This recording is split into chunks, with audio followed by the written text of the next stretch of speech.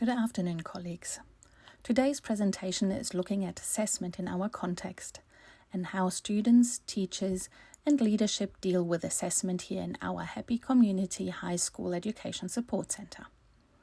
For our new staff attending here today, we are situated on campus with a community high school in a low socio-economic area and share facilities. Our students participate in inclusion programs where they join their mainstream peers for option classes such as cooking, materials lessons, or lessons in the arts.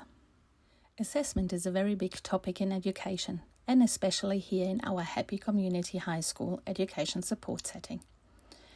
We will look at what influences a low socio-economic area has on assessment, the impact of accessibility of education and assessment, and how it is provided to everyone, how assessment works within an education support centre, and finally, what the aim and outcome is of high-stakes testing in our setting. Research into assessment shows that there are many different forms of assessment. From summative assessment, looking at what subject knowledge a student can retrieve, to formative assessment, looking at what the student is doing to solve this question or problem, and diagnostic assessment, where concepts are addressed to establish what the student's learning needs are. Over to game-based assessment, where students progress through a topic in form of a game or quizzes that can be interactive and engaging, but also high-stakes testing such as NAPLAN, OLNA, or ATA. Let me briefly revisit the three main purposes of assessment and what it looks like in class. Assessment of learning. These assessments show what students have learned measured against a grade or curriculum level. Examples of this assessment form are exams, portfolios, final projects, and standardized tests. Assessment for learning. These assessments deliver a clear understanding of students' learning and understanding in the moment, allowing the teacher to repeat or differentiate to assist students' learning. This assessment is ongoing and actionable and focuses on questions such as: what is still missing in students' understanding? Did students reach the lesson intention or goal? Or what is still missing? Are there common misunderstandings that need addressing first? Was this lesson too difficult or too easy? This assessment form can hide in all tasks and assist teachers to provide the learning opportunities for students to be successful. Assessment as learning are assessments where students are involved in the learning process. This is achieved by teaching problem solving and critical thinking skills. It also encourages students to set achievable goals and to measure their progress objectively. Examples of assessment as learning are peer assessment, self-assessment, and ipsative assessment. Once we establish for what purpose we want to assess students, we can choose from many types of assessment. This is a very important step, as each assessment type has a time and a place to be valuable to the teacher and the student. Let's look at the impact of the socioeconomic background. We know from diverse in-depth research that a low socioeconomic background can have substantial impact on achievement in schooling, especially in our education support setting.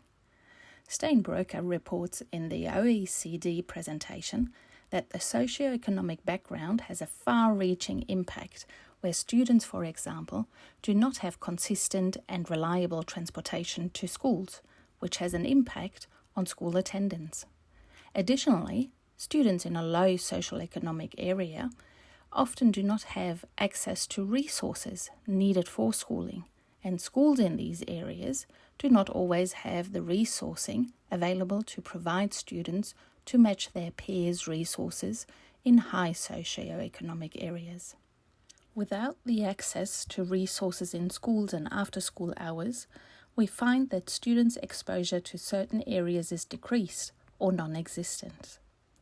Hattie has stated that a socioeconomic status of students has an effect size of 0.57, which is quite high, which corresponds to the impact this part has on a student's learning.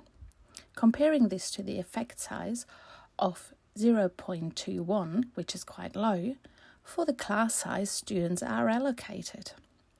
This is evident in our Happy Community High School Education Support Centre, and we actively work to help families to regularly access schooling and the necessary equipment via inclusion programs and assistance in transportation. Let's look at the accessibility of education and assessment. A significant obstacle in our Happy Community High School Education Support Centre is the accessibility of education and assessment for some of our students. And while we provide our families and students with general support to access school, we still must adhere to the department policies that declare our obligation as an education support centre to provide our students with the same content their mainstream peers would receive. This content can and has to be differentiated and modified to meet the learning needs of our students. As for high-stakes testing, this is not always easy and straightforward. Of course, we can assist a student reading mathematic questions to him or her. We can rephrase language as long as it is not a language assessment. The functionality of these high-stakes tests is impacted by the academic knowledge level our students operate on. For example, NetPlan starts at grade 3. Considering that students need to be independent readers to manage this test successfully. The latest versions of these high-stake tests have now read aloud functions where appropriate, so students can access and re-access in their own time. The newest tests probe questions and adjust the level of testing to support students' learning needs at a point. This is certainly a step forward for some students. However, it still does not support those students who need it the most. As an education support centre, we provide the opportunity for our students to fully participate in all curricula and high-stakes testing. However, it is up to parent discretion whether students will have to participate. This will be determined in meetings where the student's individual education plan is discussed and determined. This is supported by the department's policies and guidelines, which state the following. If there is a legit reason for a student to be following a modified curriculum, for example, gifted and talented students, students with disabilities and additional learning needs, students from whom English is an additional language or dialect, schools negotiate any variation of the Western Australian curriculum with the student and his or her parents or carers, and document the decisions made, for example, a documented individual education plan and documented learning plan. Any kind of content needs to be differentiated and modified so that students can access the information. This needs to happen for adjustments to curricula as well as to assessments. High-stakes testing in our setting is questionable.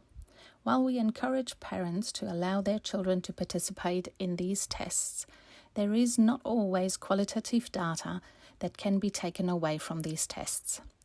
Students are encouraged to participate as tests come in many forms, such as surveys, forms or questionnaires, throughout our careers and in life, and it is good habit to participate to do the best you can do. Some students will apply every strategy they have come across, even the make a guess and pick one answer, which then does not reflect a correct knowledge level of that child. Instead of high-stakes testing in our setting, teachers and school leadership should investigate the variety of assessment that students can be provided with. There is an assessment for every purpose and ability. Thorough investigations and professional discussions around the purpose would make assessment a part of teaching and learning that will actively support our students. One part of the high-stakes testing is the datafication of student learning. Internationally, this data collection has been used to inform governing parties, school leadership, teachers and parents about student achievement. This is not possible with our collected data. As mentioned before, assessment is an essential part of teaching and learning. However, we can make assessment less invasive and more workable for our students. Current research shows that formative assessment can assist and enhance learning. Formative assessment is the observation of how a student works through a given problem in any possible way. This can be projected on all tasks, excluding ATA exams and other high-stakes assessments such as NetPlan and OLNA.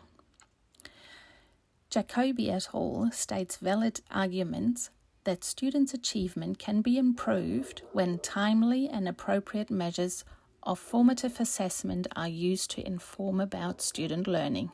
Authentic assessment, as described by Darling, Hammond and Snyder, are activities that reproduce real tasks for students. Students see the relevance of the task connected to their lives. In our Happy Community High School Education Support Center, we embed this form of assessment as much as possible.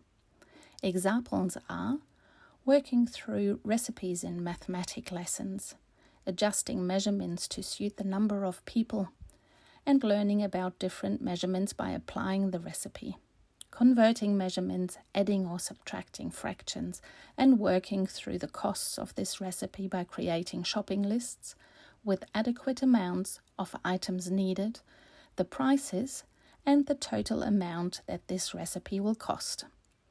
Another example for a literacy lesson is to create a set of work instructions for peers to engage in our simulated workplace learning activities. This starts with reading or listening to the original instructions, choosing words with pictorial support to enhance understanding for others, and producing a document in writing with or without ICT to present to peers. Authentic assessment can be transferred to most lessons and help students see the reason of an activity which supports engagement and achievement. Our ongoing assessment enables our classroom teams to modify and adjust content for students as they continue through the lesson.